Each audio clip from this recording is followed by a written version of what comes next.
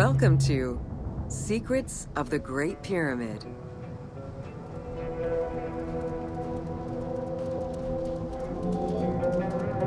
Built around 2550 BCE, the Great Pyramid of Giza is considered one of the most iconic structures of Egypt. It is the biggest of the pyramids and the only one of the 7 wonders of the ancient world still standing.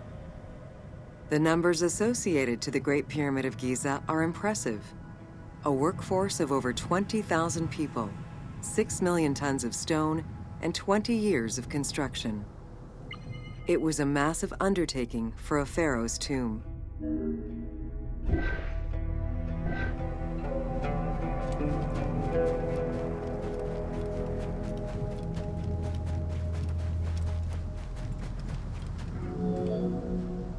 The construction of the Great Pyramid was also a display of power and opulence on the part of Khufu.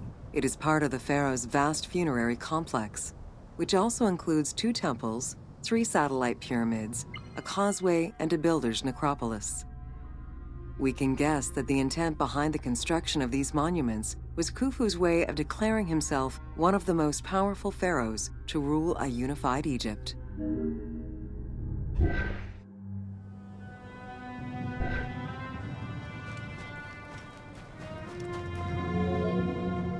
New insights into engineering and ancient Egyptian culture are still being revealed over 4,500 years later.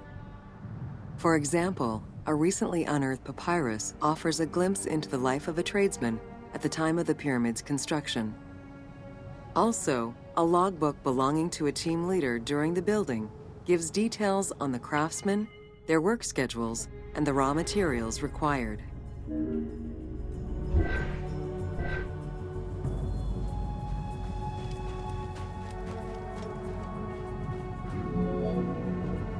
It is interesting to note that by Cleopatra's time, the pyramid's celestial purpose, its construction, and the function of its mysterious inner chambers was already unclear. Today, it is only through dedicated research that we have begun to grasp some of the Great Pyramid's mysteries.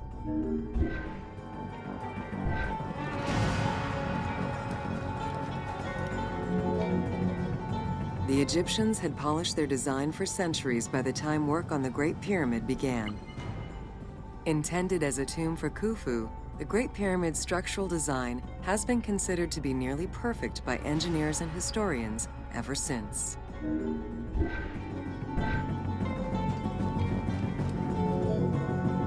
Precisely oriented north-south to the 4 cardinal points of a compass, the length of each side of the Great Pyramid at its base was 230 meters, and its original height was 147 meters. The pyramid is a mere 0.05% error away from being a perfect square.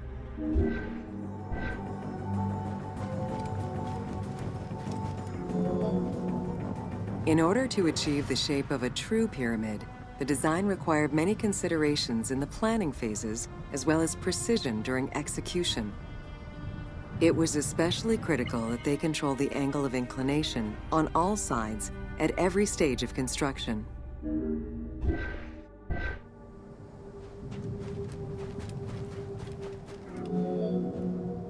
Materials for the Great Pyramid consisted of quarried limestone blocks, weighing between 2 to 15 tons each. The methods of moving these blocks into place is still debated by architects and Egyptologists. The precision of its design in an age with only soft metal tools, as well as the enormous scale of its construction, make the Great Pyramid one of the most impressive feats of human engineering.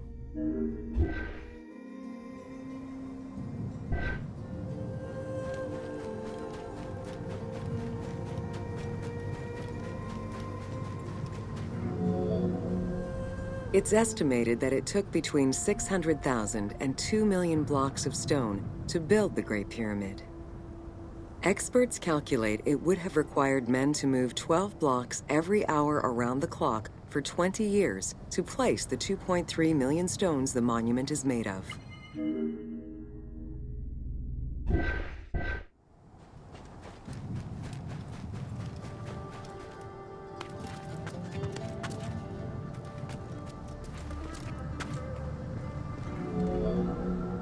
While the interior chambers were built with red granite from Aswan, most of the pyramid was made from local limestone, weighing between 2 to 15 tons per block. There is debate on how the pyramid stones were moved into place. Recent research is exploring the idea that it was built around a large interior ramp.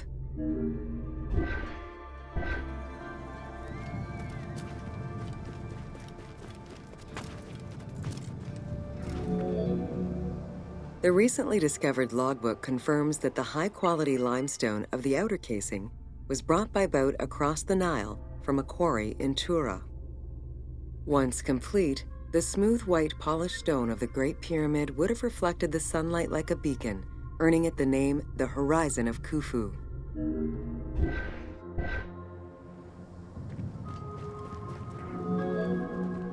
Over the centuries, thieves and travelers attempted to access the Great Pyramid numerous times. Ancient writings describe details of its interior, proof that some made their way within, though who gained entrance first and when is unknown.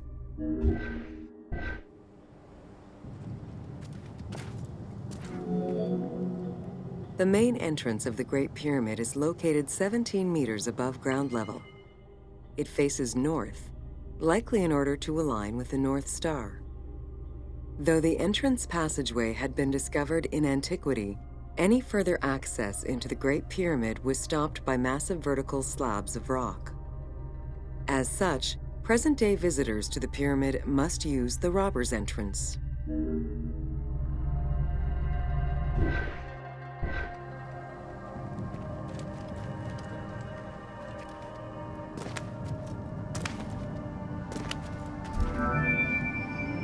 The robber's entrance is reported to have been opened in the 9th century by Caliph al-Mamun.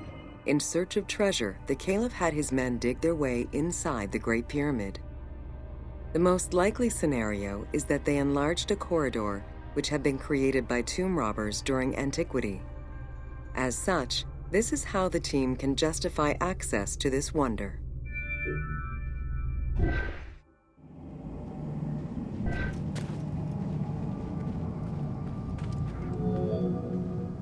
Attempts to gain entry to the Great Pyramid and uncover its potential secrets continued throughout the centuries.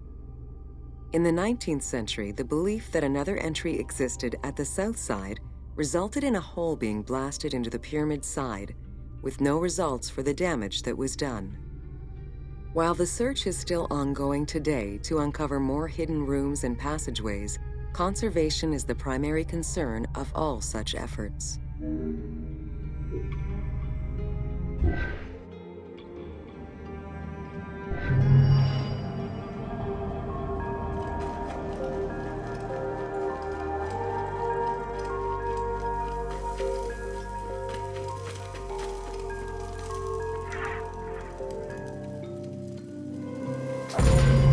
Welcome to the Great Pyramid of Giza, Upper Chambers. At the entrance of the ascending passage are 3 granite flagstones estimated to weigh up to 25 tons each. They were used to protect the Great Pyramid from thieves. Undaunted by the granite blocks, the thieves simply dug into the softer limestone around them, thus creating the robber's entrance.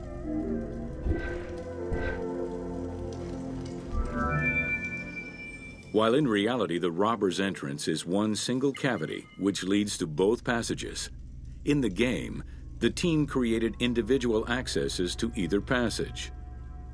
As such, in the game, one entrance leads to the ascending passage, while another leads to the descending passage.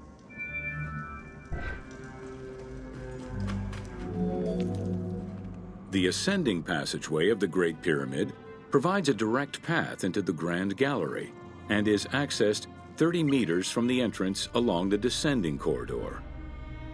Both corridors have similar dimensions and are designed with the same 26-degree incline.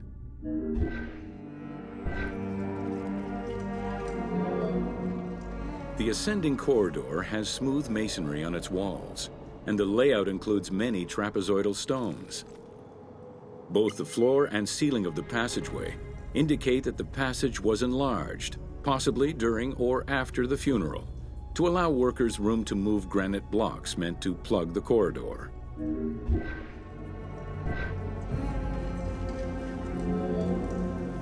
The Grand Gallery's purpose is still debated among experts. It may have been intended to align with the stars, act as a buffer to protect the king's chamber, or simply to facilitate the transport of the granite blocks used inside the pyramid. Access to the queen's chamber was at the beginning of the Grand Gallery.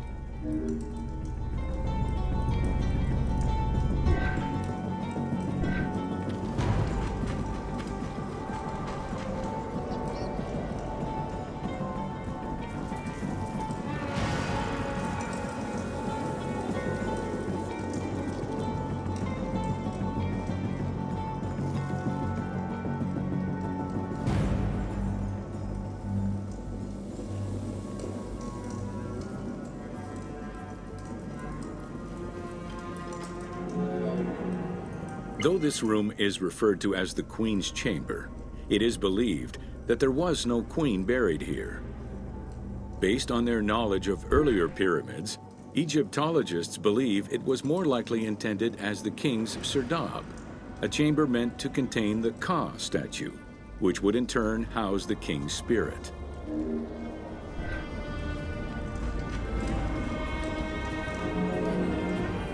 Situated exactly within the pyramid's center, on the east-west axis of the pyramid, the chamber has a vaulted ceiling and measures 5.7 by 5.2 meters. In the eastern wall, there is a niche tucked away in a small corbelled archway, which may have originally held the Ka statue. Behind this niche is another smaller hole, possibly dug out by thieves in search of further treasure.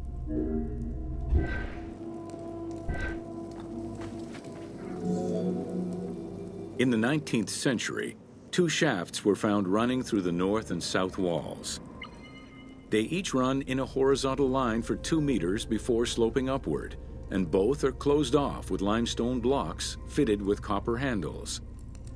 Whether they were intended as ventilation shafts for workers or a celestial connection for the pharaoh's spirit is unconfirmed.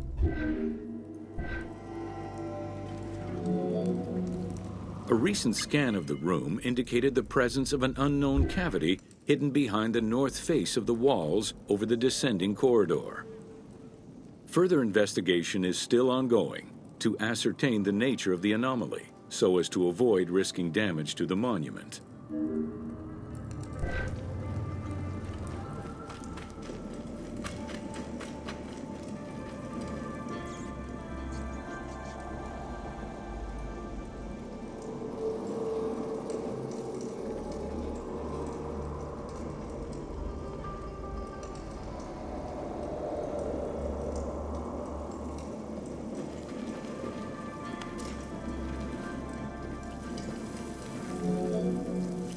Khufu's architects were possibly influenced by earlier rhomboidal pyramids when designing the gallery. It is the longest corbelled vault ever built, measuring 47 meters long and 8.6 meters high. The walls were made to taper inward, allowing for better distribution of weight. As a result, the ceiling measures just over a meter wide at its highest point. Though this construction technique is present in other pyramids, few have the same precision and stability.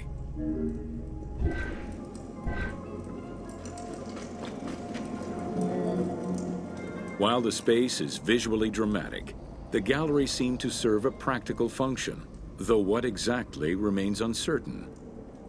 Still, the wall design was undoubtedly meant to contribute to the stability of the structure, and its floor may have helped workers move the materials. A channel runs along the middle of the room. A movable floor originally rested in this central recess. The raised benches on either side are equipped with slots that may have been used to help position the granite blocking stones.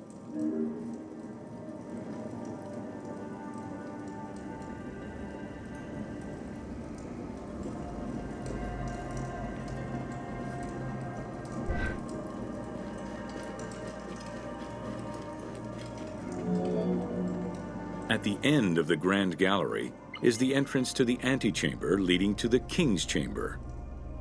Directly above, there is another narrower horizontal passage that connects to the top of the king's chamber and allow the workers access to the weight relief rooms.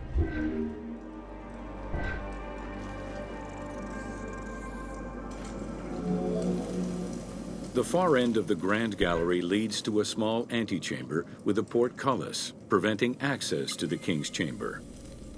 The portcullis was composed of 3 separate granite slabs. They were designed to be lowered into place and seal the chamber after the burial of the king. The grooves dug out to hold the slabs in place are still clearly visible to this day. The elaborate locking system was composed of a series of grooves for the ropes and pulleys that dropped the stones into place like the notches on a key.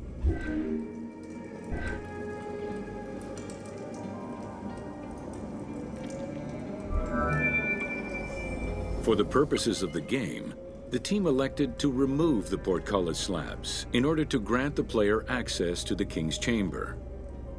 In reality, workers would have backed out of the room after the funeral, lowering each slab into place behind them one at a time.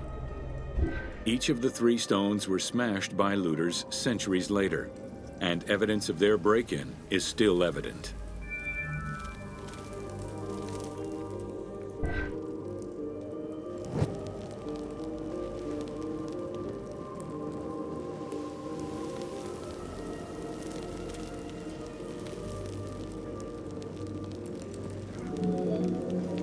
The King's Chamber is built entirely out of red granite.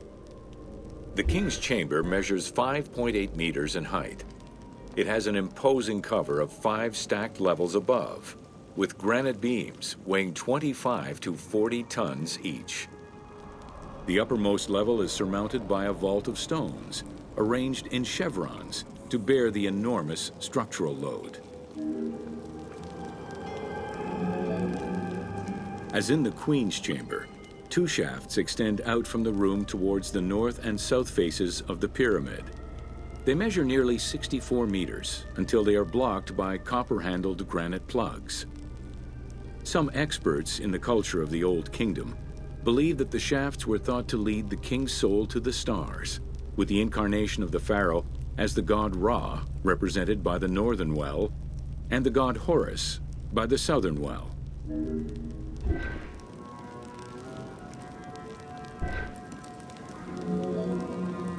There is a granite sarcophagus at the west end of the room, but it is the concealed construction inscriptions left by workmen on the roof's stones which verify this as the resting place of Khufu.